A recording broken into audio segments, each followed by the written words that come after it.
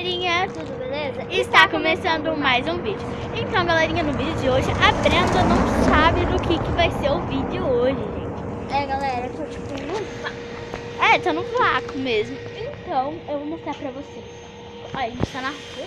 Eu vou mostrar pra vocês o que vai ser o vídeo hoje. O vídeo de hoje vai ser um desafio. E o desafio é, vocês conhecem essa bala aqui? Ó. Não é bala, gente, chocolate. Vocês conhecem esse chocolate aqui? Se sim, põe nos comentários. Porque ela é muito ardida, gente.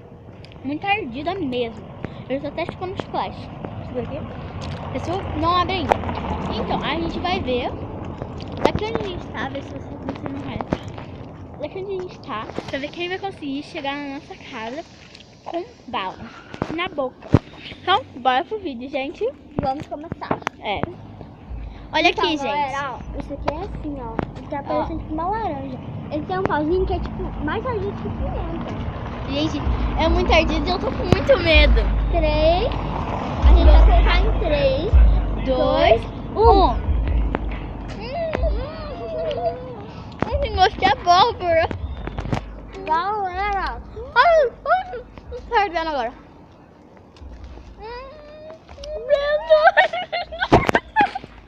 Não pode tirar, não comprei à toa. Tô passando. Tem outro pozinho dentro dele.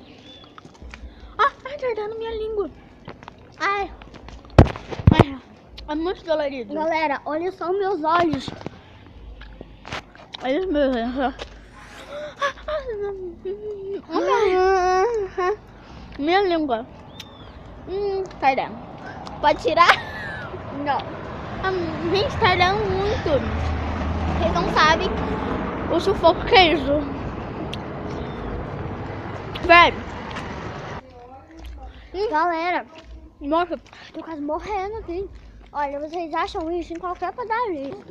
Então, Gente. não sei se vocês escutaram. A gente compra isso em qualquer padaria.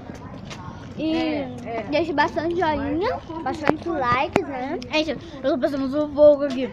Minha língua tá ardendo. Deixa bastante like, bastante comentários aí. A gente Máximo que vocês podem. E como eu tava falando, arrebenta o gostei, tá? E a gente tá sem postar vídeo porque a gente tem muita coisa pra fazer da escola. E tinha uma semana, gente, que a gente tava sem gravar. A gente tava em semana de prova. Eu viajei um dia. Então não deu pra gente gravar. E a Brenda tava sem... Tipo, ela não queria gravar. Então hoje a gente tá aqui gravando. E a minha língua tá ardendo, gente. galera, deixa eu te mostrar um negócio, vocês não vão acreditar, olha só isso aqui, ó.